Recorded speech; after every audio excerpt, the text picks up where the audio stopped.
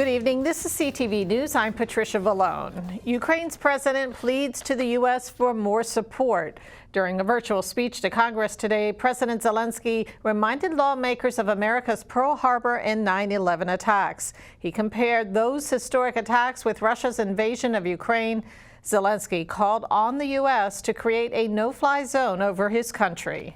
However, now, it is true, in the darkest time for our country, for the whole Europe, I call on you to do more. New packages of sanctions are needed constantly, every week, until the Russian military machine stops. Zelensky went on to thank President Biden and the American people for their continued support. And President Biden signs a measure that will give an additional $800 million in military aid to Ukraine. The new aid will include 800 anti-aircraft systems and 9,000 anti-armor systems. While he's increasing assistance, Biden is declining to impose a no-fly zone as requested by Ukraine.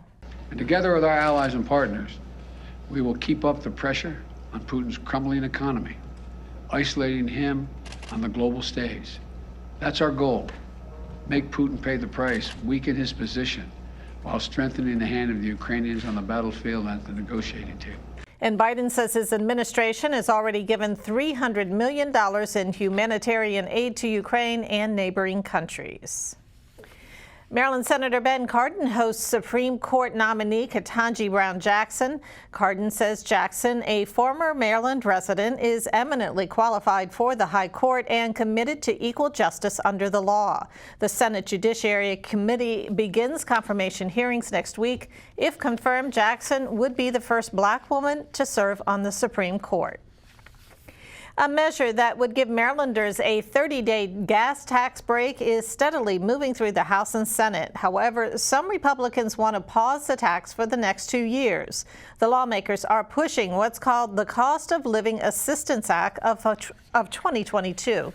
The bill would freeze the state gas tax for the next couple of years. Delegate Reed Novotny says it would save Marylanders $100 million. I applaud Governor Hogan and the leadership of the House and the Senate moving forward quickly on a temporary reprieve, and it's great. It actually reduces the entire 36 cents that it's currently set at. But after those 30 days, we're going to spike back up to not only 36% or 36 cents per gallon, it'll actually go up another 8% because it's tied to inflation. So I truly believe after COVID and all the downturn of our economy, Marylanders just need a break. And the measure is cross-filed with a bill in the Senate. The COVID numbers continue to ease. This as the Omicron subvariant BA2 is making its way across the U.S. Health officials say BA2 is more transmissible than Omicron, but that it does not appear to be more severe.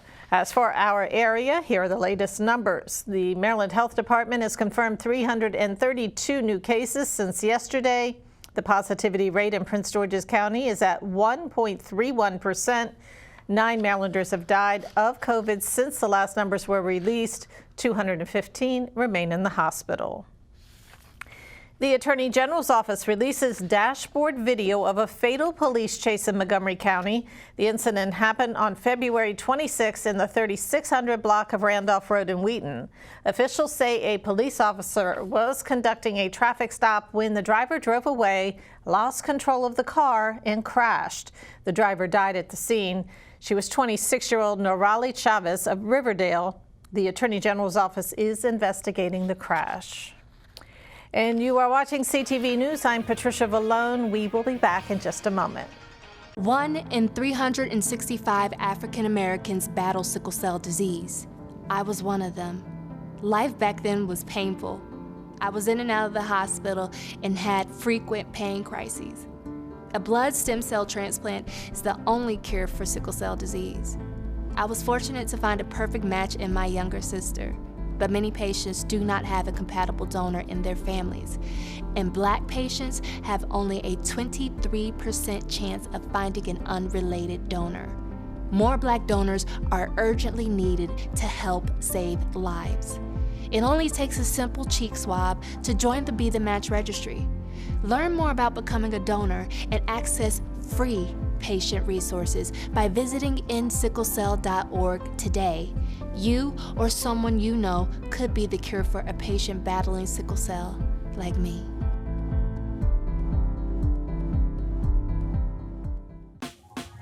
Last week, Brandon met a girl on a dating app. One day after work, he finally found the courage to ask her out. No answer. He started to panic. Was he being too pushy? Maybe it was too Sorry I didn't respond. I was driving. I would love to go on a date. How does tonight sound? Brandon tried to play it cool, but inside he knew. A girl so smart, so responsible, she must be a keeper. What if you could feel in control of your retirement in just a few clicks? At aceyourretirement.org, you can. Start with a free 3-minute chat with Avo, your friendly digital retirement coach. Just answer some simple questions like, how do you feel about your ability to save for retirement? Or in how many years do you want to retire? To get free action items customized just for you, get your retirement back on track at aceyourretirement.org. Welcome back. County Executive Angela Alsobrooks says Prince George's wants a piece of the sports pie that's currently baking in Annapolis. There are 2 bills that would allocate millions of dollars to refurbish Oriole Park and M&T Bank stadiums and acquire and construct other sports entertainment facilities. Alsobrooks testified yesterday before a House committee asking the members not to forget Prince George's County, which is hoping to keep the Washington Commanders with a new facility. Sports teams are not just about sports anymore, and their venues are rarely single-purpose facilities. These days, teams are full-scale real estate and economic development operations, which positions them for long-term financial sustainability beyond just owning a stadium. This is what all teams across all leagues are looking for, and many jurisdictions are looking to partner in this respect. That thought is certainly front of mind as the state prepares to make additional investments in the Baltimore stadiums. And I'm certain it was front of mind when the state made historic investments in Pimlico. I am asking you to similarly make sure that Prince Georgians are not left behind, like we were in 1997, when a stadium opened with no infrastructure to sustain it and no infrastructure to benefit the surrounding community. Neighboring jurisdictions are hoping to attract the Commanders as well. Yesterday, Governor Larry Hogan said he would not engage in a bidding war with other states to build a new stadium. An unusual turn of events at the County Council due to a clerical error at Edward Burroughs swearing in on February 15th. His oath of office had to be re-administered nearly a month later.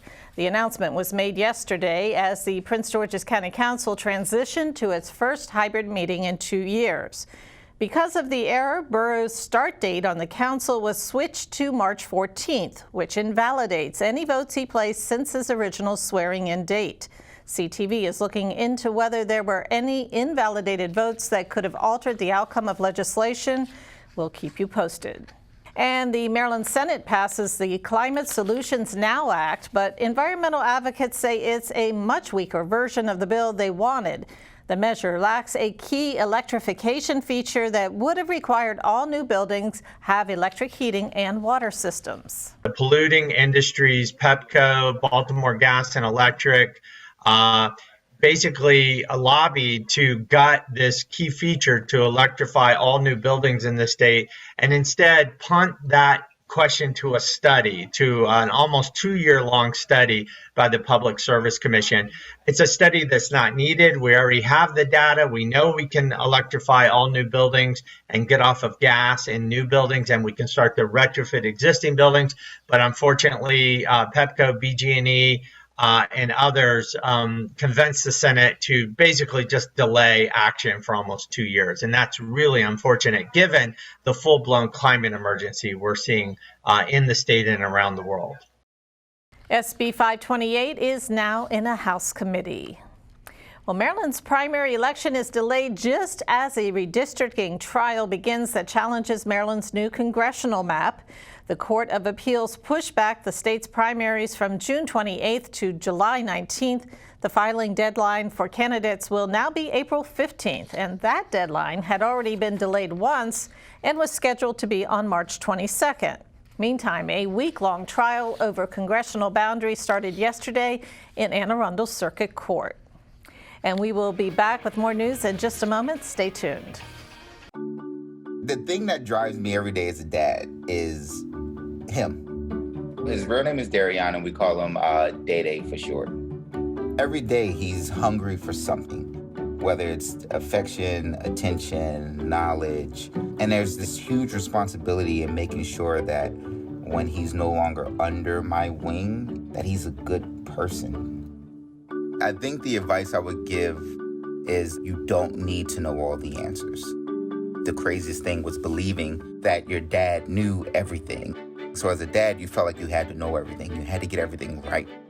It's okay to make mistakes. Just do it from the right place. As long as it's coming from love, then, it kind of starts to work itself out. I want him to be able to sit back one day and go, we worked together, we did a good job. I'll say my kid's pretty dope.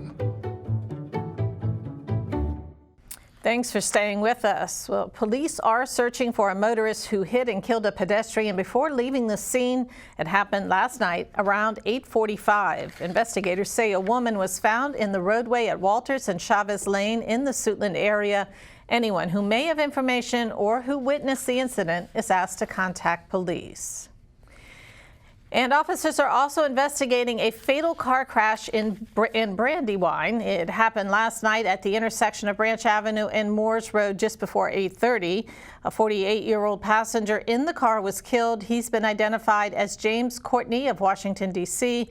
Investigators say the car he was in was attempting to turn left on Moores Road when it was struck by a southbound vehicle. Courtney was pronounced dead at the scene. In sports news tonight, a standing ovation for Cap star Alex Ovechkin, affectionately known as Ovi. The Capitals leader scored his 767th goal last night. That puts him in third place all time in National Hockey League history. It's a good backhand shot away with a lot of mustard on it. Ovechkin scores! The Grade 8 Express pulls into third place all time. Clear the benches, celebrate. This is epic.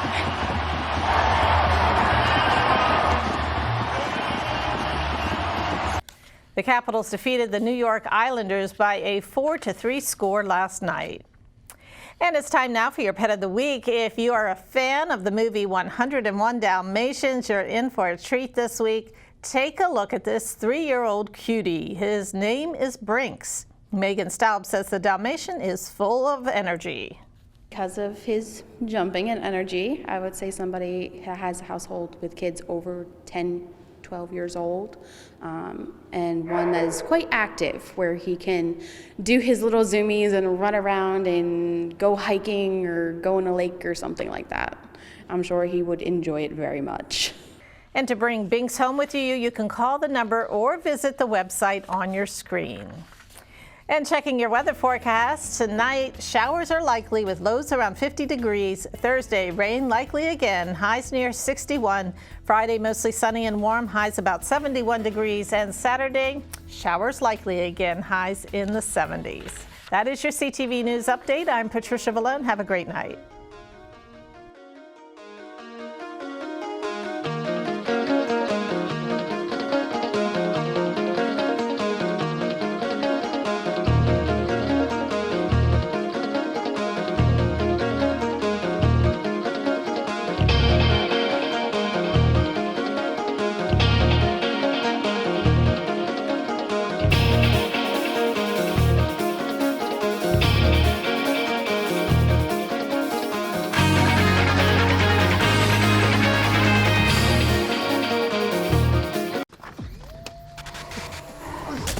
Multiple studies have shown that marijuana can slow both driver reaction and response time, which can be really dangerous.